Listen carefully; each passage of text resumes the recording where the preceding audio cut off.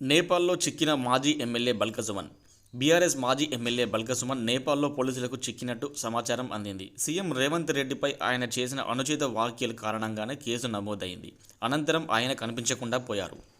మంచిర్యాల జిల్లా బీఆర్ఎస్ కార్యకర్తల సమావేశంలో సీఎం రేవంత్ రెడ్డిపై చెప్పు చూయించి ఊగిపోయారు మాజీ ఎమ్మెల్యే బల్క సుమన్. సీఎం హోదాలో ఉన్న రేవంత్ రెడ్డి మాజీ ముఖ్యమంత్రి కేసీఆర్పై ఇష్టం వచ్చినట్లు మాట్లాడడం సరికాదని హెచ్చరించారు. ఆగ్రహానికి లోనైన బల్క సుమన్ తన కాలికున్న చెప్పును తీసి రేవంత్ రెడ్డిని కొడతానంటూ రెచ్చిపోయారు.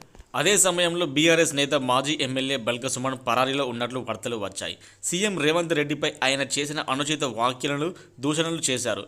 ఆ తర్వాత సుమన్పై కేసు నమోదైంది. తదనంతరం బల్క సుమన్ కనిపించకుండా పోయారు. తాజాగా ఆయన నేపాల్లో కనిపించినట్లు వార్తలు వస్తున్నాయి. పోలీసులు బల్క సుమన్ను నేపాల్లో గుర్తించినట్లు కాంగ్రెస్ వర్గాలు పేర్కొన్నాయి. చెన్నూరు నియోజకవర్గంలో బీఆర్ఎస్ సమీక్ష సమావేశంలో సీఎం రేవంత్ రెడ్డిపై బల్క సుమన్ తీవ్ర వ్యాఖ్యలు చేశారు. చెప్పు చూపించి దూషించారు. ఆయన చర్యలు రాష్ట్ర వ్యాప్తంగా కలకలం రేపాయి. కాంగ్రెస్ నేతలు బల్క సుమన్పై పోలీసులకు ఫిర్యాదు చేశారు. దీంతో పోలీసులు కేసు నమోదు చేసి బల్క సుమన్ను అరెస్టు చేయడానికి రంగం సిద్ధం చేశారు. అదే సమయంలో బల్క సుమన్ కనిపించకుండా పోయారు. ఆయన హైదరాబాద్ నుంచి మధ్యప్రదేశ్, అక్కడి నుండి ఉత్తరప్రదేశ్ మీదుగా నేపాల్ రాజధాని కాఠ్మండుకు పారిపోయినట్లు వార్తలు వస్తున్నాయి.